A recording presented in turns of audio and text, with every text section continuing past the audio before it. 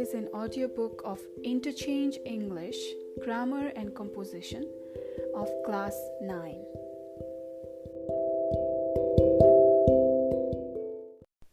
Section B, Reading. Chapter 13, page number 136, Scene Text. Scene Text 1. Making plans and expressing intentions. Read the following poem and do the activities that follow. Title: The Wind and the Leaves. Come, little leaves, said the wind one day. Come over the meadows with me and play. Put on your dresses of red and gold, for summer is gone and the days grow cold. Soon as the leaves heard the wind's loud call, down they came fluttering one and all. O'er the brown field then they danced and flew, singing the soft little songs they knew. Dancing and whirling the little leaves went. Winter had called them and they were content. Soon, fast asleep on their earthy beds, the snow laid a coverlet over their heads. Writer, poet George Cooper. About the poet. George Cooper was born in New York in 1838 and died in 1927. He was best known for his song lyrics. Among his best-known songs are Beautiful Isle of the Sea and While the Days Are Going By. A number of his children's poems have leaves. Is a melodious poem and can be sung. It is full of personification as the wind speaks to the leaves and tells them to put on their autumn-fall dress. In the poem, George shares about how he feels about winter and the leaves. He seems to enjoy nature. He imagines that the wind plays with the leaves, and he uses bright and happy images to describe the leaves blowing in the fall wind. The third stanza suggests that he also likes winter and sees it as a peaceful and comforting.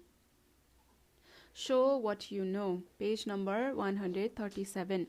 A. Find words from the poem which rhyme with the words given below. A. Play. B. Gold. C. Call. D. New. E. Heads. B. Find words from the poem that are similar in meaning to the following words. A. Small. B. Breeze. C. Wear. D. Increase. E. Flustering. F. Smooth. G. Rotating. H. Happy. I. Quilt. J. Pasture. C. Find words from the poem that are opposite in meaning to the following words. A. Big. B. Come. C. Unheard. D. Shrink. E. Hot. F. Unclothed. G. Heavenly. H. Slow. I. Dissatisfied. J. Awake. D. Choose the best alternative to complete the following sentences. 1. What is the poet describing in the line, put on your dresses of red and gold? A. Leaves changing colors in the fall. B. Girls getting dressed for a party. C. The sky changing colors at sunset. D. The wind telling people to dress warmer. 2. Read the following lines from the poem. Soon fast asleep in their earthy beds, the snow laid a coverlet over their head. The author uses the word coverlet to show that A. The snow looks like a blanket. B. The leaves have fallen. C. The snow looks like a dress. D. The singing has stopped. 3. What does the poetic contraction OER mean? O apostrophe ER. A. Over. B. Cover. C. Owner. D. Other. E. Answer the following questions. A. What are the leaves doing when they sing songs? B. Whom is the wind calling to come and play? C. What is causing the leaves to sing? D. In the last two lines of the poem, what does the poet say the leaves are doing? How would the fallen snow be like something on a bed? E. What season is the poet describing? F. What makes the leaves fall? G. Where do the leaves go when winter calls? H. Who has composed the poem? I. How long has the poet been in prison? Scene text 2. Suggesting, advising, and persuading.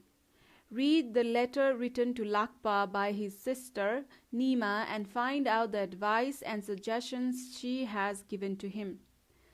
Title: Nima's letter to her brother. On the right top side, there is written the address and date. The River Deed Field, Chester, UK, 21st April 2015. Dear Lakpa, I got your letter yesterday. Thank you for telling me all about our parents and yourself. I'm doing well here and thinking of returning home during Losar. I'm excited to know that you want to improve your English. I think you are very conscious about the importance of English as an international language. As you have asked me, I'm giving you some suggestions on how you can perform better in the English language, both verbally and in the written form. You should always try to communicate in English with your English teacher and the friends. Listening to radio programs in English could be an interesting way. Why don't you buy a radio for yourself and listen to such programs? For better pronunciation, copying people could be effective. As you listen to any new word, you ought to repeat it. Using an English dictionary is another effective way to learn the language. You'd better buy a good English dictionary and use it. You know, my English was not that good when I was in Nepal, but now I feel it's great. I have to speak it all the time. I picked up pronunciation and expressions one by one. How about talking to the foreign tourists who come to visit our area? They will be happy to know about our village and its beauty from a student, and you would benefit with new English words and expressions. I have heard that the education-related offices in Nepal have been developing and distributing different audio-visual materials on learning English. If I were you, I would talk to teachers about them too. These materials, I guess, must have been developed considering the average performance level of the Nepalese students. Wouldn't it be better if you got some of them for your practice? Going through your letter, I can understand that you have a lot of knowledge on the importance of the English language. I'd like to add here that as a lingua franca, Lingua Franca, English has much more significance than what you have written. You know, people can have better understanding and respect for each other only when they are able to communicate. Since the English language has been serving as an effective tool for communication worldwide, it helps people of different nationalities to understand each other's culture, values, and sentiments. This way, it serves as a powerful means to promote fraternity, fraternity, that results in better relations among individuals, societies, and countries. These attributes definitely contribute to world peace. Hope I have been able to suggest on the way you could improve your English language. As I come home, I bring you some audiovisual materials on how the native speakers use English. That's all for now. Looking forward to your next letter. On the left bottom, sincerely yours, Nima. Show what you know. A. Find the words from the letter which are similar in meaning to the following words. A. Coming back. B. Aware. C. Refine. D. Oral. E. Beneficial. F. Features. G. Brotherhood. H. Foster. I. Importance. J. Dissimilar. K. Views. L. Give. M. Way of life. N. Usefulness. O. Recent. B. Find the words from the letter which are opposite in meaning to the following words. A. Bored. B. Unconscious. C. Worsen. D. National. E. Uninteresting. F. Insignificance. G. Normal. H. Second-hand. I. Inferior. J. Local. C. Match the items in column A with the items in column B. Pronunciation, this is column A. Pronunciation, lingua franca, excited, conscious, expressions. In column B, very enthusiastic and eager. Action of making known one's thoughts or feelings. Aware of one's surroundings. The way in which a word is pronounced. A language that is adopted as a common language. Speakers whose native languages are different. D. Write T for true and F for false against the following sentences. A. Nima wants to improve her English. B. Nima is returning home during Losar. C. Lakpa has a keen interest in improving his English. D. Lakpa's English is better than Nima's. E. Copying people could be effective for improving pronunciation. F. Talking to foreign tourists will not improve your English. Number E. Answer the following questions. A. Who wrote this letter and to whom? B.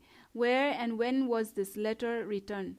C. Who is thinking of returning home during Losar? D. What suggestions does Nima give Lakpa to improve his English? E.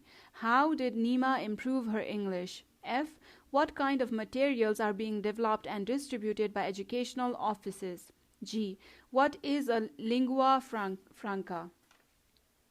So this is the end of scene text 1 and 2. I'll see you same chapter, scene text 3 and 4 next time.